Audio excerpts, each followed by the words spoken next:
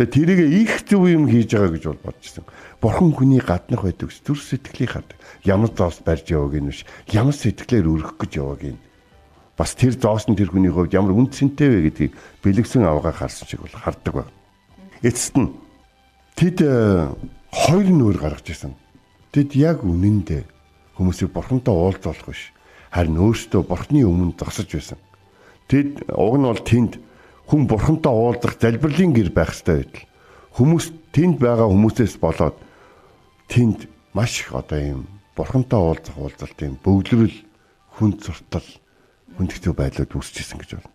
Тийм учраас Есүс тэнд байгаа бүх тэр нөхцөл байдлуудыг бүгднийг зогсоож цэвэрлээд Есүс сүмийг 2 удаа цэвэрлсэн гэдэг. Та өөрийнхөө сүмийг хэдэн удаа цэвэрлэдэг вэ? Би танаа цуглааны тухай яриаггүй. Ариун сүнс орших таны тухай яриад байна. Та өөрийнхөө биеийг хэдэн удаа цэвэрлэдэг вэ?